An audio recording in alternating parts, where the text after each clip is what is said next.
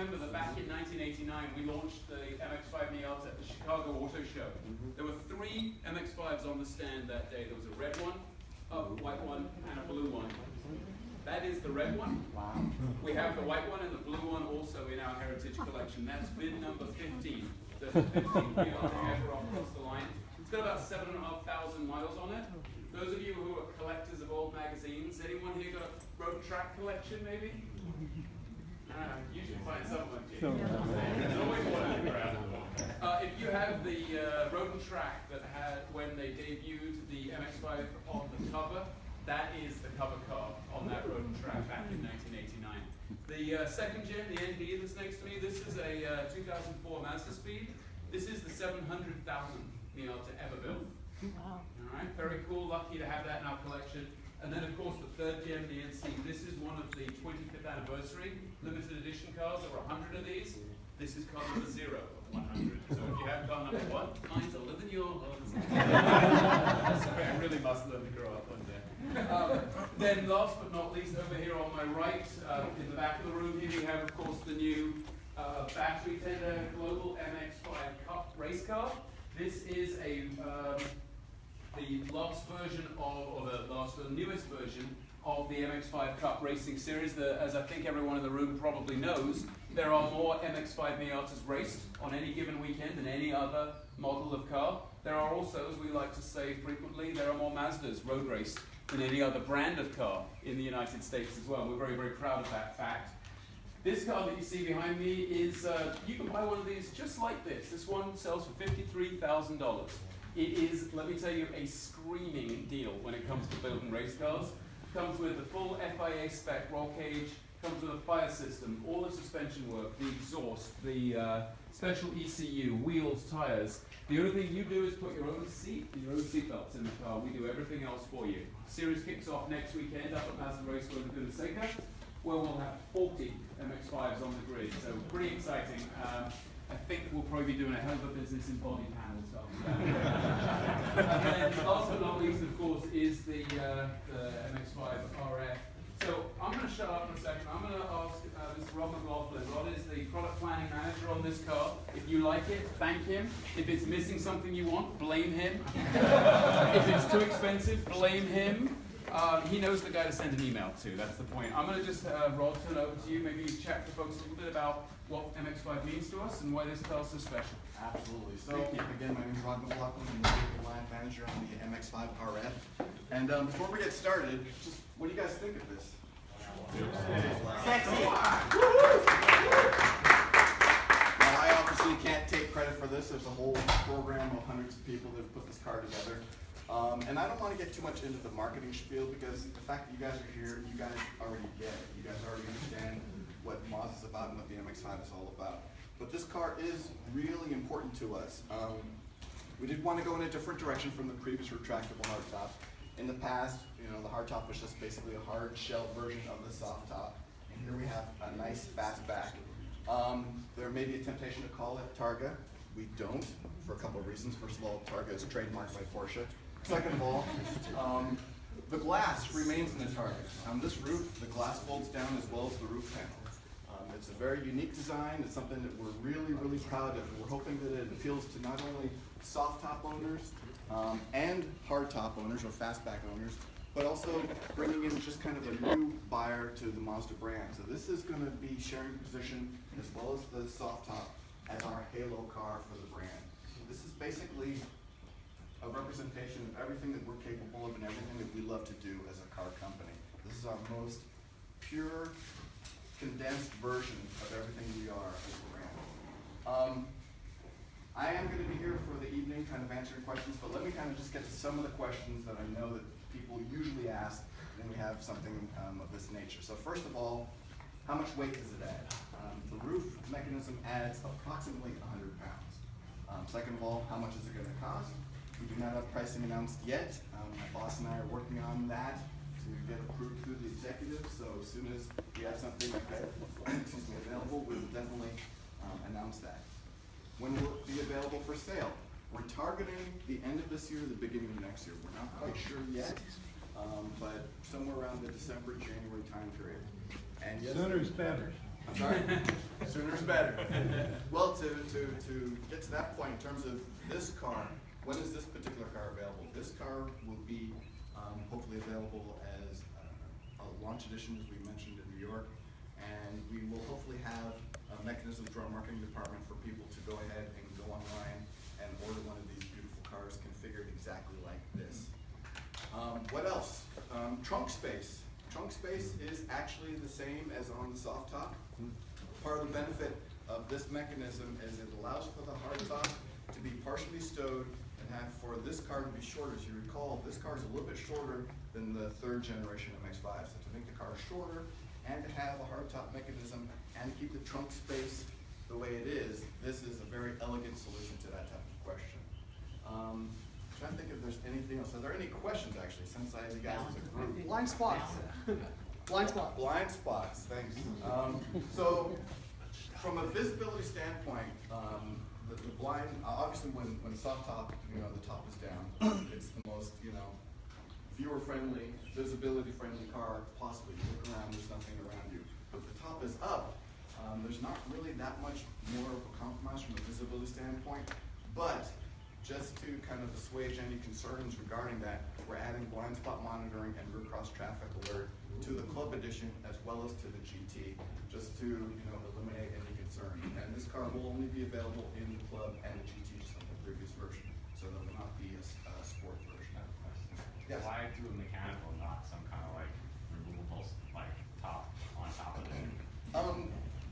As a brand, and with this car particularly, we want to kind of offer something that's a little bit more premium, a little bit more elegant. Having a top that just comes off that you have to stow somewhere, whether it's in the trunk, in the garage, and again, from a trunk standpoint, trying to fit a fixed roof panel in the trunk, not really ideal. Plus, imagine you're on a road trip or something. What do you do? So, true. But we felt that this was just a much more elegant approach to having a top that goes down. I mean, from what I can see, the only other car that has a top mechanism similar to this is the, Jack will have to help me, is this a Ferrari 488? 488? Yeah. 488. That's the only other car that has a style like this and a roof mechanism similar to this on the market at this time. There are some more questions. Yes. How much more rigidity does this put into the car versus the soft top? Well, actually, this is not a structure that really increases rigidity because the car was designed first as a convertible. Because usually what happens is you have a hard top, you shave off the roof, and you need to add a couple hundred pounds of structural rigidity to the convertible version. But this car was designed as convertible first. So this is not necessarily something that adds rigidity to the structure, and this is not necessarily for safety. There are still the bars here for rollover protection. So when you see this mechanism moving, it's not necessarily designed to hold up the weight of the car or to add significant rigidity. Okay. There must be more. Can you show us how it works?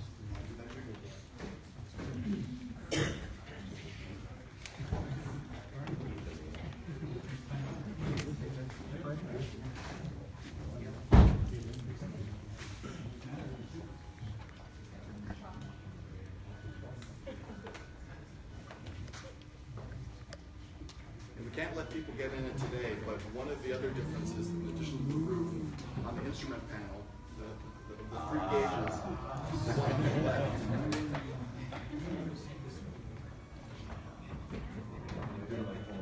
Do that again.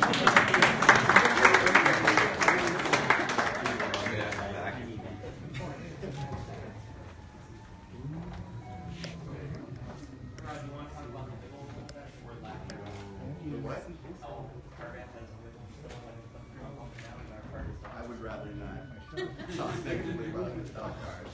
Okay, So Rod, what was it you said about the instrument panel? So there are three gauges. The center is the tack is on the soft top. The right is the speedo, and on the left there's kind of the information gauge.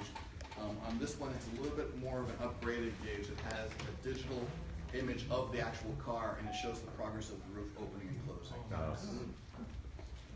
Just in case you couldn't tell that the roof was open. Exactly. Is there a speed limit you can operate the top with? We're talking about around around 6 miles an hour. Just basically parking lot speed. That's Yes. Rod, I noticed in the New York debut that the leftmost gauge is a color LCD panel. Yeah, that's the one I was talking about. This that has the. Is that going to change for the soft top as well, do you think? Or Well, that was again specifically designed to show the progress of the roof opening and closing. So maybe not. There's no plan for it to go to the soft top at this time. Yes. What time is the raffle?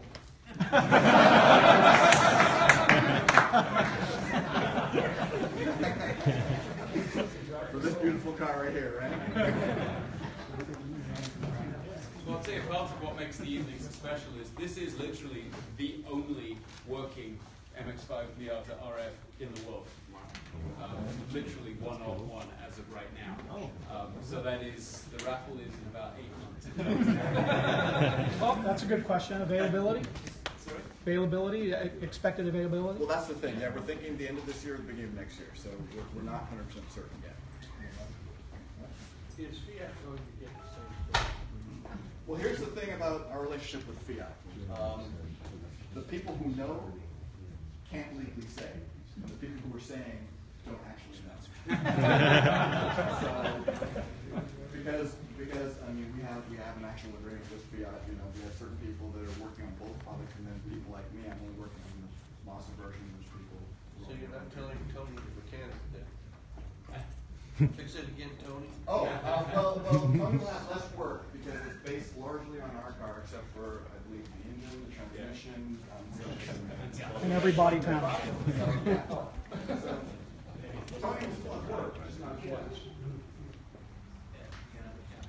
Yes, sir.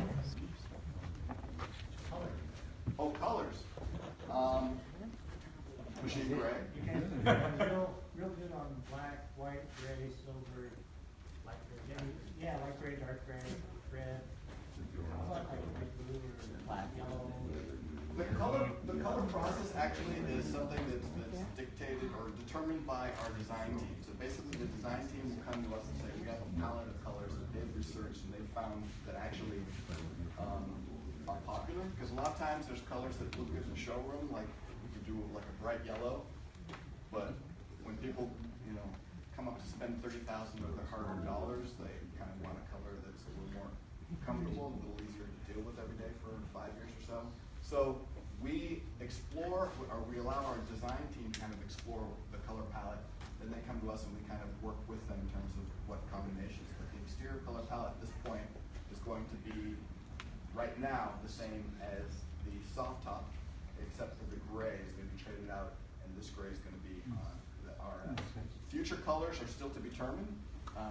We're working again with design. We do want to kind of liven it up a little bit, but I don't know what that will be yet because design has to make that official recommendation. How do we drive them? About 10 miles up the street. How many people would buy a yellow one if there was one? Bright yellow. How many people buy a bright yellow one if there was? I know about 4 people that aren't here. Okay. Can we bring back Mariner Blue? And let me add to that. There's an opportunity that there might be, like say for example, we may not offer a color as a standard color, but there may also be opportunities in the future in the life cycle of the vehicle for special versions, you know, for maybe a limited release of 500 or something like that. So none of that's determined yet, but for colors that may be a little more funky, a little more daring, there might be those types of opportunities. I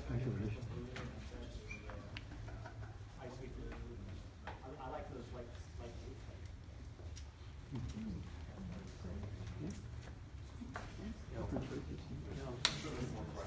Yes. Is the traditional MX-5 balance affected at all by the fastback model? The balance. So, again, because you guys get it, I'm going to get a little into the weeds on this. So, yes, the soft top of the 4th generation MX-5 with the driver and a full tank of gas is basically perfect 50-50. Because this is adding about 100 pounds, a little bit back and a little bit elevated, that shifts that. But the difference is not significant. So now, instead of a driver and a full tank of gas, it's a driver and a partial tank of gas. Now, whether that's 7 gallons or 8 gallons, it doesn't really matter. You know. Exactly. The driver of a dog in the passenger seat, a partner, you know, a lunch, mean, at that point, it's not really significant. The car is still, you know, very well balanced. It's just, you know, just as you progress through a gas tank, that 50-50 is going to shift a little bit. So it's a little bit different, but it's still very well balanced. Handles like Yes, and our engineering team does tune the suspension a little bit to make sure that the performance is there, because the performance benchmark for this car was the soft top car. So we said, okay, we want the performance of this car to be as close to the soft top as humanly possible. Will you have a suspension option, little stiffer springs, and Well, that will be on the club version. so this one won't be available, that is, the GT wouldn't be available with? For the GT, not this time. So the GT and the club will have a different suspension. On the club manual transmission. Rod, it's a silly question because I know the answer. I'm pretty sure of the answer anyway. But when it was first introduced, this car had an automatic, and Mazda's first press release mentioned only the automatic and didn't mention the manual. Obviously, it's going to be available with manual transmission. Yes. All automatics. Meeting's over. Yeah. No, I mean this is a world car. So you know, from MC's perspective, this car is designed to appeal to markets all over the place. You know, Europe, South Asia, you know, the United States, Canada. So from their perspective, you know, they're thinking potentially, you know, kind of a GT perspective. But in our market right now, on the soft top, we're running about between 65 and 69% manuals on the 4th generation soft top, which is just astronomical. So from our standpoint, you know, this car is all about manuals. And luckily, after, you know, a couple of months, we just let the natural demand determine how many manuals come in. So if the dealers are selling manuals and people are ordering and buying manuals, that's what we will offer. So we are not going to force the market and say, okay, you can only have 30% manuals. Natural demand will determine what that will be. How did the 68, 69% manual for the ND compare to the previous generation? Well, the previous generation, as it tapered off towards the end of its life cycle, you know, 7-8 years, it was heading towards 50-50. The soft top was a little bit more manual. The smart top was a little bit less. But again, this is a whole different beast, and I think the 4th generation soft top just literally just opened up, you know, the spirits of a whole new group of people, and just kind of showed people again what a really fun roadster can be. Any more questions? No more? All right, well, thank you guys for your time.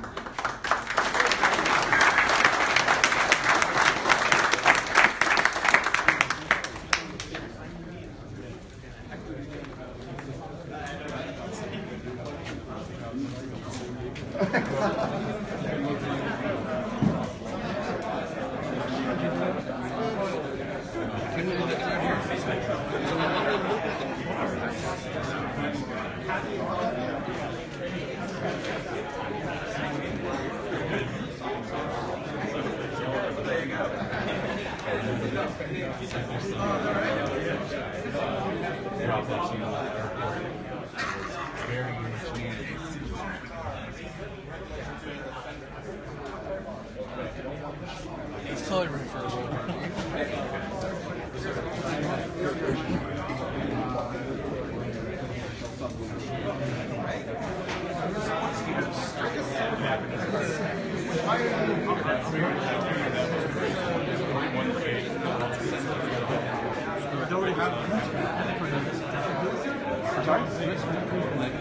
Yeah, good job. No, seriously, one of the cool things that we did. Thank you. Rob, there was a good job.